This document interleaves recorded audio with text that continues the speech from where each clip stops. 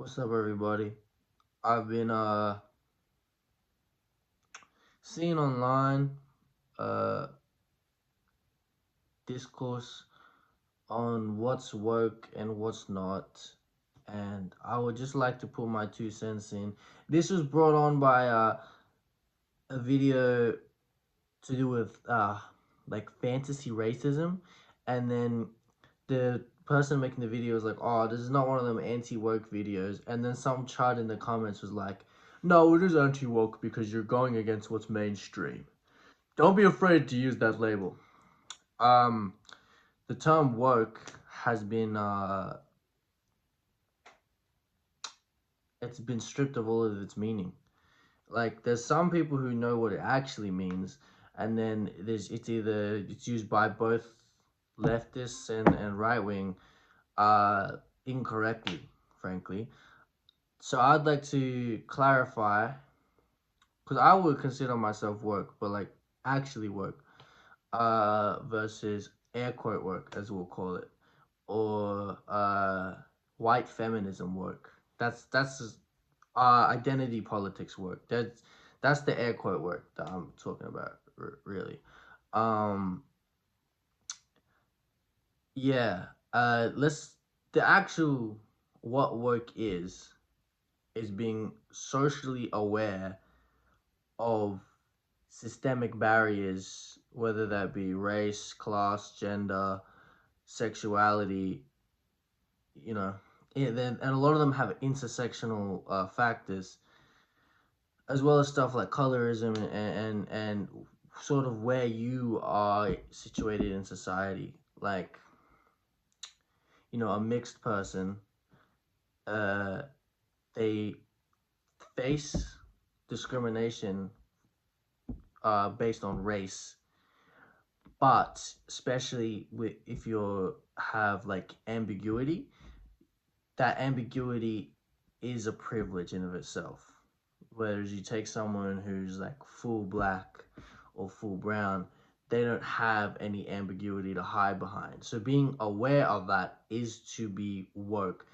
And you know if you're a black person, you would understand the systemic barriers for you, like, with law enforcement, education, employment, all of that. Because a lot of them are compounding factors.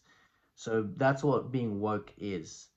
And the reason I'm using black people as an example is because that's where it comes from. It was, during the civil rights movement to say, and beyond, or even like before that, right?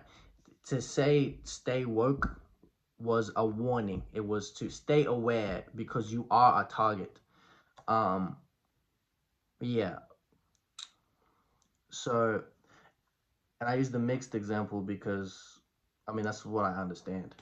Uh, but yeah. So, if you're a white person, it would being woke would be aware of the innate privilege you hold in society, and gauging how you navigate, as well as seeing that other people wouldn't don't have the access to the same privilege, whether it's based on, you know race, class, colorism as well, whether you're an immigrant or not.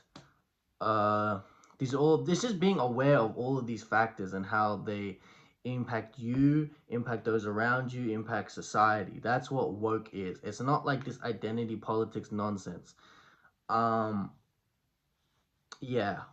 So let's get into air quote woke, what I would call it. um that's the motherfuckers who are super vocal about what's going on in Palestine, in the Gaza Strip, but they won't mention what's going on in the genocide in the Congo due to, coltan, cobalt, lithium, which is used to make electronics. And, the West has their neocolonialism fingertips dipped into the Congo, um, so that they can get cheap electronics. They get it's mined by hand in the Congo, and then it's sent to like Southeast Asia where it's then made for cheap, and then it's sold by conglomerates for exorbitant prices. Being aware of that and bringing awareness to that and talking about that that is more work. But the air quote work, they're only talking about Palestine because that's what's most in the media and most relevant. And also, it's something you don't have to really critically engage with. um that's the big distinction, is not having to critically engage, because I also noticed these people won't talk about issues within their own country, like how immigrants are treated, a housing crisis, homelessness, um the disparity of wealth and education, healthcare, any of that. It's always just some shit that they can have at arm's length. It's the same with what happened during the Black Lives Matter movement, with just posting black squares and saying RIP George Floyd, but not actually doing any work to engage further with, because the whole Black Lives Matter shit, that didn't start with George Floyd, and it didn't end with that, with him either. Um, that shit goes back very very far. Um, so yeah, and a lot of the air quote work is commercialized uh by companies now, because it's benefit, and celebrities, it's beneficial commercially, um to be air quote work. That means, brands putting they did the black squares as well, and then also like putting um like the pride flags every June, and then removing it afterwards, so, like quietly. It shows solidarity, but it's not real. And that's beneficial. uh yeah, and the reason I said it was like white feminism work is because, or like 2016 feminism work, is because that's what it is. You're doing basically surface level digging, but not going any further. Um, another example of people engaging with Palestine but barely, and then not talking about Congo, is another example is the Sudanese genocide that is being funded by a bunch of different uh, countries, for oil and gold, more so gold at the moment. And it's probably gonna result in Sudan, because there's already Sudan and then South Sudan. There's probably gonna be a fucking East Sudan, um, because of territory disputes that are funded. The weapons are being financed by like Israel and the UAE, and that's why the UAE has so much gold, and they can make Dubai chocolates and shit. Also, Dubai is a crazy. That's a crazy city. It's just a fake slave city. Um, yeah, they import like people with nowhere else to go, and they basically make them build shit and don't pay them like barely anything. Maybe they pay them in shelter. It's a fucking slave city. Um, but hey, Dubai chocolate though, Labubu type shit. Um, yeah, so just not engaging with, like, critically engaging with these issues, but you'll you'll post the black squares and be like free Palestine, but that's as far as it goes, frankly. That's why I call it air quote work. Um, because realistically, you can only make change. I know social media gives people a sense of righteousness that they're actually doing something. Not really. You can only make change in mostly in your country and in your immediate area, your immediate proximity. As long as you're doing the work to engage with issues there, I think that's work. And that's what you should be doing. Like, work is literally just being socially aware. Like I established. I'm a bit all over the place because I don't know, it's been a long month, and I'm kind of tired of the bullshit wokey lefty. But yeah, another part of air quote work is identity politics, and I really don't like identity politics because it gives people a shield uh to hide behind whenever they're criticized. And you see this a lot with air quote woke, especially, I don't want to ruffle any feathers, especially with rich white queer people. Because it seems as if they use their queerness as a shield to deflect from any criticism that may be valid. Um, yeah, and here's the distinction I like to make. Um, being if you're any type of queer, right? Uh, that is that has, obviously it's discriminated against, but it does have an innate privilege in the fact that it's not always obvious. Whereas you look at someone who's like black or brown or mixed or whatever, um, there's no turning that off. Not saying you turn off your queerness, but you can hide it. Not saying you should. I don't think anyone should hide their identity, but it's not the same. You know what I mean? It you know, someone might only know you're queer once you start speaking for a little bit. A black person walks into the room, everyone knows they're black, you know, and they'll look at them differently to a white person. And I don't want to see any, I don't see color. There's always implicit bias. And being woke means you're aware of that, and you're aware that different races, different identities are perceived differently and have extra challenges. Um, but yeah, I'm really not a fan of. Also, this doesn't isn't just about, isn't a thing just white queer people do. Also, white women, um, because if you're a woman, you have to experience misogyny. You're discriminated against, and you're not taken as seriously because we live in a patriarchal society as a man a lot of the time.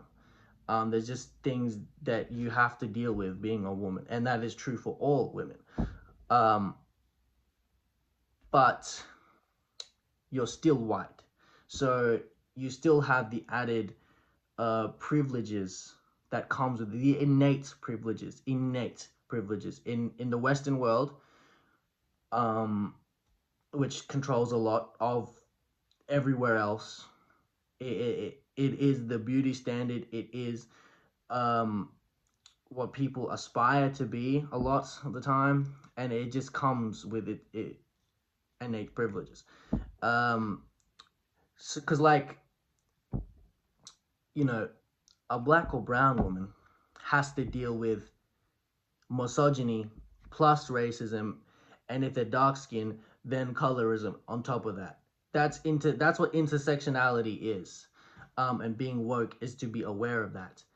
Um, so yeah, I do think like identity politics has played a role in regression of actual uh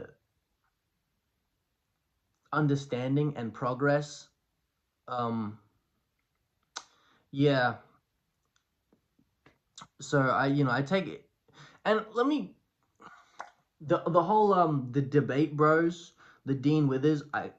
I've been very vocal. I don't like that guy at all. Um, he's a grifter. He's a grifter. Uh, and the whole debate bros is very, like the leftist debate bros, the Hassans as well. Honestly, not so much Hassan because he does kind of do some like he'd be in the street and shit.